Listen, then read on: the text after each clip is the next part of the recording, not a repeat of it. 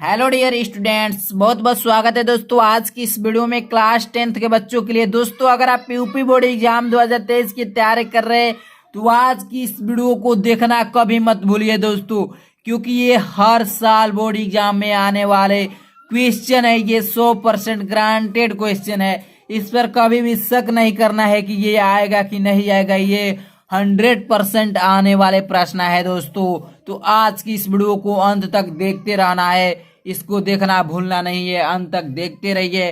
रस अलंकार छंद है इस वीडियो में, रस अलंकार छंद है जो कि 6 नंबर आपको यहाँ से कंसेप्ट होने वाला है। तो एक एक करके आपको इतना अच्छे से समझा दूंगा दोस्तों कि मरते दम तक नहीं भूलोगे दोस्तों आज की इस वीडियो में। तो देखते रहिए हास्य रस क्या होता है। सबसे पहले प्रश्न वो है कि हास्य रस क्या है, हास्य रस क्या होता है।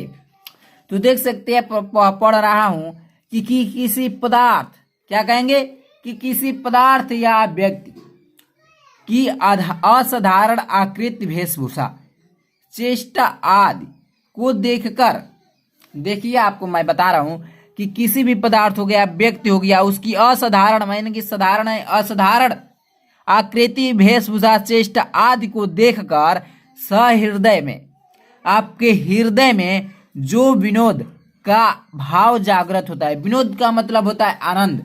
आपकी हृदय में जो आनंद का भाव जागृत होता है, माने उत्पन्न होता है, उसे हास कहा जाता है। क्या कहा जाता है? उसे हास कहा जाता है। एक बार और पढ़िए, कह रहे कि किसी पदार्थ या व्यक्ति की असाधारण आकृति, वेशभूषा, चेष्टा आदि को देखकर, किसी भी व्यक्ति हो गया, पदार्थ हो गया, उसकी असाधारण आकृति, वेशभूषा, चेष्टा आदि को देखकर आपके हृदय में जो आनंद उठता है, उत्पन्न होता है, उसे ही हास कहा जाता है। क्या कहा जाता है? उसे ही हास कहा जाता है।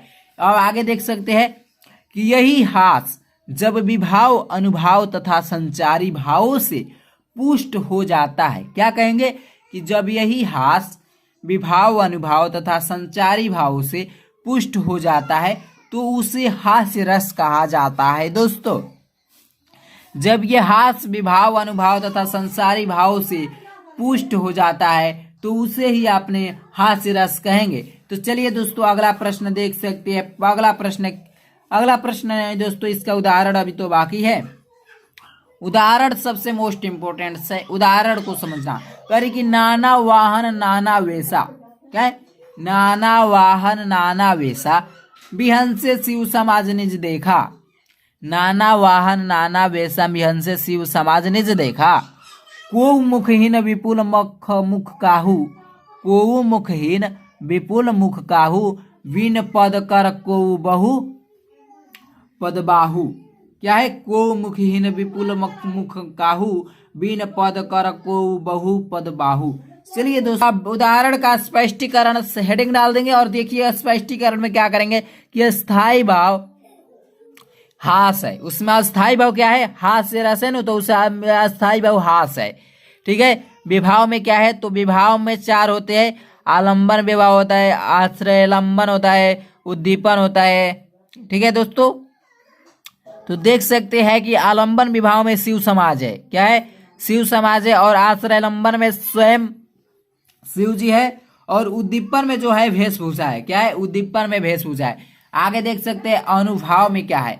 अनुभाव में शिव जी का हंसना है। क्या हो जाएगा? शिव जी का हंसना अनुभाव में हो जाएगा। और संचारी भाव में रोमांच, हर्ष, चापलस, चापल्य, संचारी भाव ये हो जाएंगे।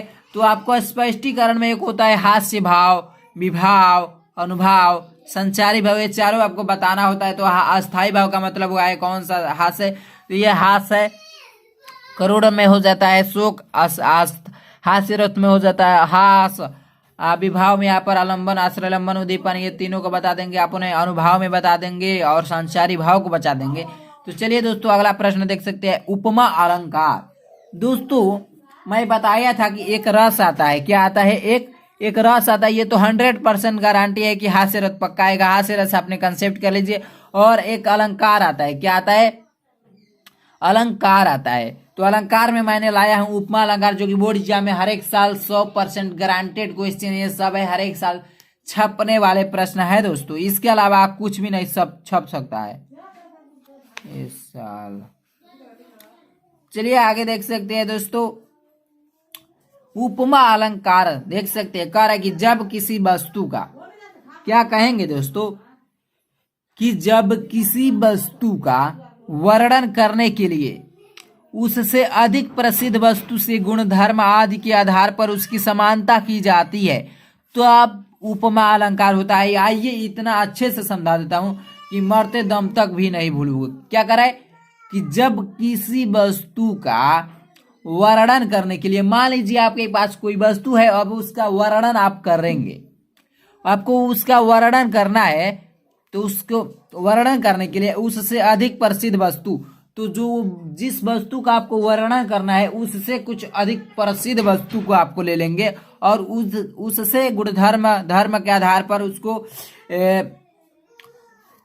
वर्णन करा देंगे, तो जो समानता की जाती है उसी को उपमा अलंकार कहा जाता है। चलिए दोस्तों उदाहरण के तौर पर समझ सकते हैं। उदाहरण के तौर पर देख सकते हैं, कहा है कि जहां पर उपमेय अथवा में देख सकते हैं, सॉरी दोस्तों आपको अगर ये नहीं, उपमा अलंकार में दो मैं परिभाषा ला दिया हूं कि जब किसी वस्तु का वर्णन करने के लिए उससे अधिक प्रसिद्ध वस्तु से गुण धर्म आदि के आधार पर उसकी समानता की जाती है तो उसे उपमा अलंकार कहते हैं। ठीक है, अगर वो आपको अच्छा नहीं लग रहा है तो ये देखिए एक और है, कह रहा है कि जहां पर उपमेय के उपमान, जहां पर उपमेय की उपमान से समान धर्म के आधार पर तुलना की जाए वह उपमा अलंकार होता है। एक बार और समझा देता हूं, देखो कह रहे कि जहां पर उपमेय की उपमान, जहां पर उपमेय की उपमान से समान धर्म के आधार पर तुलना की जाए वह उपमा अलंकार होता है दोस्तों। चलिए दोस्तों आगे देख सकते हैं, उदाहरण में देख सकते हैं, कह रहा है दोस्तों कि प्रातः नभ था बहुत नीला शंख जैसे, प्रातः नभ था बहुत नीला शंख जैसे। इसका कह रहा है कि इन पंक्तियों में नभ जो है उपमेय है। तो दोस्तों ये जो नभ देख रहे हैं ना, ये नभ, यही नभ जो है दोस्तों ये उपमेय है। क्या है? यही उपमेय है नभ। और शंख जो है ये देख सकते हैं, शंख ये उपमा है, ये उपमान है, ये उपमान है। चलिए आगे देख सकते हैं सोरठा छंद। सोरठा छंद क्या कह रहा है दोस्तों, कह रहे कि दोहा का उल्टा रूप सोरठा कहलाता है। ठीक है, दोहा का जो रूप होता है, दोहा का उल्टा ही रूप सोरठा होता है ना। दोहा का उल्टा रूप सोरठा कहलाता है। यह एक अर्धसम मात्रिक छंद है। क्या है? यह एक अर्धसम मात्रिक छंद है। इनके पहले और तीसरे चरण में, इनके पहले और तीसरे चरण में, ये पहला हो गया, ये दूसरा हो गया, तीसरा हो गया, चौथा, तो पहले और तीसरे चरण में क्या हो जाएंगे, पहले और तीसरे चरणों में 11-11 तथा दूसरे और चौथे चरणों में 13-13 मात्राएं होती है। तो आप समझ जाइए कि सोरठा छंद है। तो आपको सोरठा छंद कैसे कहना है कि दोहा का उल्टा रूप सोरठा होता है और यह एक अर्धसम मात्रिक छंद है। इसके पहले और तीसरे चरणों में 11-11 तरह, दूसरे और चौथे चरणों में 13-13 मात्राएं होती है। इसका उदाहरण के तौर पर देख सकते हैं, उदाहरण के द्वारा इसे समझा सकते हैं। देख सकते हैं क्या रहा है कि नील सरोरु श्याम तरुण अरुण वारिज नयन करऊ सुमम उर्धाम सदा क्षीर सागर शयन।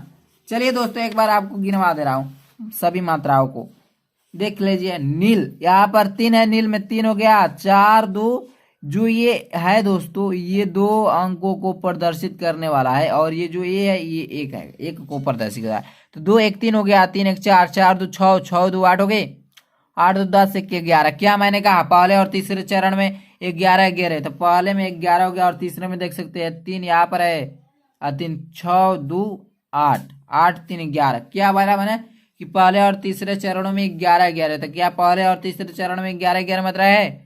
और देख सकते हैं दूसरे में 3 यहाँ पर है, 3 3 6, 6 2 8, 2 10, 3 13। क्या दूसरे और चौथे चरण में 13-13 होने चाहिए। देख सकते हैं यहाँ पर भी 3 3 6, 3 9 10, 3 13, इसकी पुष्टि हो गई। चलिए स्पष्टीकरण इसको करते हैं, कैसे स्पष्टीकरण करना है। तो देख सकते हैं, कह रहा है कि इस छंद के पहले कैसे करेंगे। कह रहा है कि इस छंद के पहले और तीसरे चरण में 11-11 मात्राएं तथा दूसरे और चौथे चरण में 13-13 मात्राएं है। स्पष्टीकरण यही करना है कि इस छंद में जो पहले और तीसरे चरण है उसमें 11-11 मात्राएं है और जो दूसरे और चौथे चरण है उसमें 13-13 मात्राएं है। अतः यह सोरठा छंद है। इसी से मालूम हमें चल रहा है कि यह एक सोरठा छंद है। दोस्तों अगर चैनल को सब्सक्राइब नहीं किए तो प्लीज दोस्तों चैनल को सब्सक्राइब कर लीजिए, साथ ही बेल आइकन को दबा लीजिए। अगर वीडियो अच्छी लगी तो अपने दोस्तों में शेयर कर देना, वीडियो को लाइक कर देना। तब तक के लिए थैंक्स फॉर वॉचिंग दोस्तों। अगली वीडियो में एक नए टॉपिक के साथ मिलते हैं।